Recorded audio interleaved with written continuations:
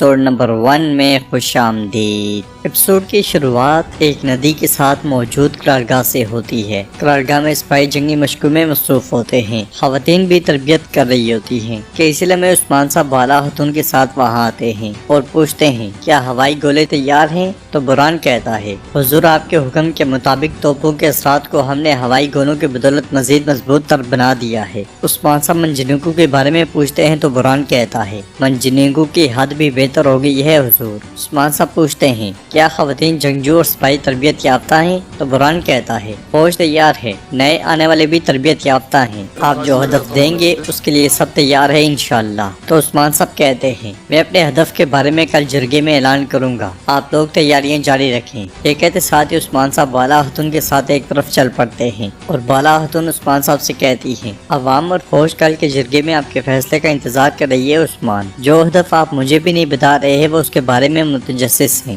عثمان صاحب پوچھتے ہیں کیا تم متجسس نہیں ہو؟ تو بالا خاتون کہتی ہیں میں اس کے بارے میں کیوں تجسس کروں جس کے بارے میں جانتی ہوں، میں اسے آپ کی آنکھوں میں دیکھ سکتی ہوں۔ عثمان صاحب پوچھتے ہیں تم میری آنکھوں میں کیا دیکھ رہی ہو؟ دیکھتے ہیں کہ تمہارا اندازہ کس قدر ٹھیک ہے۔ یہ سن کر بالا خاتون کہتی ہے نہیں میں ابھی نہیں بتاؤں گی، ہم پہلے دوڑ کا مقابلہ کریں گے، اگر آپ جیت گئے تو میں بتاؤں گی، اگر میں جیت گئی تو آپ مجھے بتائیں گے۔ یہ کہتے ساتھ وہ اپنے گھوڑے کی جانب بڑھ جاتی ہیں اور عثمان صاحب اپنے گھوڑے التوتان سے کہتے ہیں کیا تم نے اس کی بات سنی التوتان؟ چلو دیکھتے ہیں کہ کیا وہ جانتی ہے کہ ہمارے ذہن میں کیا ہے۔ اس کے ساتھ ہی وہ گھوڑوں پر سوار ہو کر انہیں دوڑا دیتے ہیں۔ ادھر ایک میدان میں دو ترک لشکر آمنے سامنے ہوتے ہیں، ایک کی سربراہی ایک خاتون جبکہ دوسرے کی ایک سردار کر رہا ہوتا ہے۔ خاتون اپنے سامنے موجود سردار بیحان سے کہتی ہے یہاں پہ آج ہم میں سے کوئی ایک مر جائے گا، یہ تمہارے سپاہیوں کے لیے شرمندگی کی بات ہوگی۔ تو بیحان بھی کہتا ہے تم نے میری سردیں پار کر کے میری زمینوں کو چھیننا چاہا، تمہاری لالچ ہی تمہارا انجام ہوگی بیگم خاتون۔ یہ سن کر بیگم خاتون کہتی ہیں زمینیں خون سے فتح ہوتی ہیں، آج زمین پر خون بہے گا، صرف خون ہی فیصلہ کرے گا۔ سپاہیوں یہ کہتے اور سنتے ساتھ ہی دونوں طرف کے لشکر تلواریں بے نیام کر لیتے ہیں۔ بیگم خاتون مزید کہتی ہے جو ہمارا ہے اسے لینے کے لیے حملہ کرو سپاہیوں، اور اس کے ساتھ ہی دونوں طرف کے لشکر ایک دوسرے کی جانب بھاگ پڑتے ہیں، مگر ان کے ٹکرانے سے پہلے ہی ایک کائی جھنڈا ان کے درمیان میں آ لگتا ہے۔ جھنڈے کے درمیان میں لگتے ساتھ ہی دونوں رک جاتے ہیں اور جھنڈا پھینکنے والا ارحان ایک طرف سے اپنے گھوڑے کی دونوں ٹانگیں فضا میں بلند کر دیتا ہے۔ وہ بآواز بلند کہتا ہے میں عثمان صاحب کا بیٹا ارحان ہوں، یہ عثمان صاحب کا حکم ہے کہ جنگ ختم ہوگی، ترک سردار امن قائم کریں گے اور عثمان صاحب کے جرگے میں شریک ہوں گے، حکم نہ ماننے والے اس کی قیمت ادا کریں گے۔ دوسری طرف عثمان صاحب اور بالا خاتون خوشگوار موڑ میں مسلسل گھوڑے دوڑا رہے ہوتے ہیں، دونوں اس دوڑ کا خوب لطف اٹھاتے ہیں اور گھوڑے دوڑاتے دوڑاتے قبیلے میں جا پہنچتے ہیں۔ قبیلے کے لوگ انہیں دیکھتے ساتھ ہی کہتے ہیں خوش آمدید عثمان صاحب، خوش آمدید۔ جواباً عثمان صاحب بھی ہاتھ کے اشارے سے لوگوں کا شکریہ ادا کرتے ہیں اور دوڑ قبیلے کے پاس سے ہوتی ہوتی آگے بڑھ جاتی ہے اور وہ دونوں گھوڑوں کو دوڑاتے دوڑاتے آگے بڑھ جاتے ہیں۔ یہ دوڑ میدان سے ہوتی ہوئی ندی تک جا پہنچتی ہے۔ ندی کے قریب بھی لوگ کام کاج میں مصروف ہوتے ہیں اور غازی بلند آواز سے کہتا ہے چلیں عثمان صاحب چلیں۔ ایک بچی بلند آواز میں بالا خاتون سے کہتی ہے دوڑیں بالا خاتون دوڑیں۔ غازی اسے جواب دیتے ہوئے کہتا ہے جیتیں گے تو عثمان صاحب ہی، مگر بچی کہتی ہے نہیں بالا خاتون جیتیں گی۔ بحث کے دوران ہی غازی ندی میں جا گرتا ہے، اس پر سب لوگ ہنسنا شروع ہو جاتے ہیں۔ دوڑ طویل سے طویل تر ہوتی ہی چلی جاتی ہے۔ ادھر ہم دیکھتے ہیں کہ علاؤالدین ایک چرچ میں لوگوں کے ساتھ موجود ہوتا ہے اور ان سے کہتا ہے یہ عثمان صاحب کا حکم ہے، دین زبان یا نسل کوئی بھی ہو تمام مظلوموں کو ہمارے درمیان خوش آمدید کہا جاتا ہے، آپ سب کو عثمان صاحب کے مبارک جشن میں دعوت دی جاتی ہے۔ ادھر ایک طویل دوڑ کے بعد دونوں اپنے گھوڑے روک لیتے ہیں۔ بالا خاتون عثمان صاحب سے کہتی ہیں میری طرف اس طرح مت دیکھیں، عثمان صاحب کوئی فاتح نہیں بنا، جو مجھے بتایا وہ میرے پاس ہے اور جو آپ جانتے ہیں اسے اپنے پاس رکھیں۔ ہماری محبت ایک دوسرے کے لیے کبھی کم نہیں ہو سکتی، لہٰذا ہم کیا کر سکتے ہیں؟ جواباً عثمان صاحب کہتے ہیں قیامت تک میری بالا، قیامت تک۔ چلو تم جلدی سے قبیلے جاؤ اور جشن کی تیاریاں شروع کرو،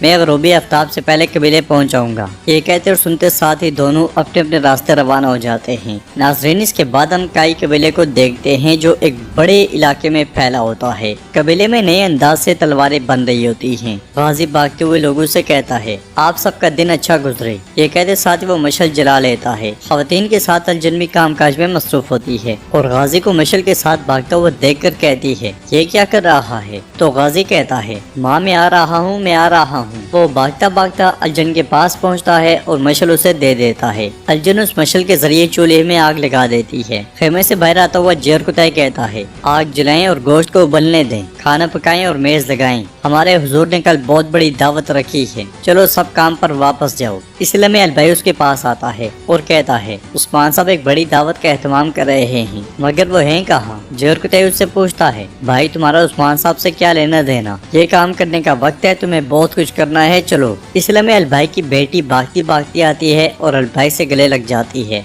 अलभाई उसे बहुत प्यार करता है और पूछता है, मेरी बेटी तुम कहाँ थी? जवाब में उसकी बेटी कहती है, औरतें जहाँ कपड़े धो रही थी, मैं और गाजी वहाँ गए थे। इसके साथ ही अलभाई उसे उठाकर आगे बढ़ जाता है। दूसरी तरफ से घोड़े पर सवार आइकुत वहाँ पहुँचता है। जरकुतई उसे रोकते हुए कहता है, आइकुत करने के लिए बहुत कुछ है, तुम कहाँ भाग रहे हो? तो आइकुत कहता है, जरकुतई भाई उस्मान साहब ने मुझे बुलाया है, मैं वहाँ जा रहा हूँ। ये बात अलभाई भी सुन जाता है और आइकुत के कबीले से जाने के बाद अपनी बेटी से कहता है, मेरी बेटी मुझे अभी कुछ करना है, तुम कबीले में ही रहना, ठीक है? ये कहते साथ ही वो आइकुत के पीछे घोड़ा दौड़ा देता है। उधर उस्मान साहब एक बेड़े पर से होते हुए नदी पार कर जाते हैं और नदी के एक किनारे सिपाही बैसुंगुर मौजूद होता है और उसकी एक आंख मुतासिर दिखाई देती है। इसके साथ ही वो दोनों एक खुफिया रास्ते से अंदर दाखिल हो जाते हैं और बैसुंगुर आंख पे लगी हुई जिल्द उतार देता है। उसकी आंख बिल्कुल ठीक होती है और उसने अपना हुलिया बदला होता है। उस्मान साहब वहाँ से कबूतर उठाते हुए कहते हैं, हमारा आसमान कल से खाली है, ये वाज़ेह है कि परिंदों के घोंसले में एक अहम पैगाम दाखिल हुआ है। तो सिपाही बैसुंगुर कहता है, ये एक परिंदे के जरिए ले जाना बेहतर है हुजूर। उधर एक बग्गी जंगल से आगे बढ़ रही होती है। बग्गी में मौजूद शख्स के हाथ में तस्बीह होती है। वो या सबर कहता हुआ एक नदी के पास रुकता है और हाथ मुंह धोता है। तो नाजरीन, ये शख्स खलीफा हजरत का वजीर उमर होता है और वो सरहदों की जानिब आ रहा होता है। वजीर उमर की आमद के बारे में सिपाही बैसुंगुर सब कुछ उस्मान साहब को बता रहा होता है और मजीद कहता है, लेकिन नहीं मालूम कि वो क्यों आ रहे हैं। सब कुछ सुनने के बाद उस्मान साहब कहते हैं, अमीर उमर की इन सरजमीनों में आमद एक नई परेशानी को जन्म देगी। अब तमाम सदरान मुकाबला करेंगे और वो सब अपने अपने कबीलों में उनकी मेजबानी करना चाहेंगे। करासी, जानदार, गरमियान, लेकिन हम उनसे पहले ये अमल करेंगे, हम अमीर उमर को अपनी जमीन में आने की दावत देंगे। फिर उस्मान साहब पूछते हैं, करादीन में क्या सूरत हाल है? तो सिपाही बैसुंगुर कहता है, गवर्नर आंद्रे, हुजूर उसने तमाम हदें पार कर दी हैं। वो अपनी सरजमीन से गुजरने वाले तुर्क काफिलों पर हमले कर रहा है। साथ ही हमें करादीन किला दिखाया जाता है, जहाँ गवर्नर आंद्रे सिपाहियों के साथ किले में दाखिल होता है। साथ साथ सिपाही बैसुंगुर उस्मान साहब से कह रहा होता है, वो लोगों का सामान चोरी करता है और मुसलमानों को गुलाम बनाकर सोने के सिक्कों के एवज बेच रहा है। ये सुनकर उस्मान साहब कहते हैं, मैं उसे मोहताज कर दूंगा। कराची के बारे में क्या है, वहाँ क्या सूरत हाल है? तो सिपाही बैसुंगुर कहता है, हुजूर कराची अभी तक खामोश है, उनकी कोई हरकत नहीं। जवाब में उस्मान साहब कहते हैं, कराची की खामोशी अच्छी नहीं है, कुछ देर वहाँ रुको और सारी चीजों पे नजर रखो। फिर सिपाही बैसुंगुर उस्मान साहब से कहता है, मेरे हुजूर एक राहिब सरहदों पे आ रहा है, लोग कह रहे हैं कि उस जैसा कोई नहीं देखा। यह सुनकर उस्मान साहब कहते हैं, एक राहिब? हाँ, आने दो उसे।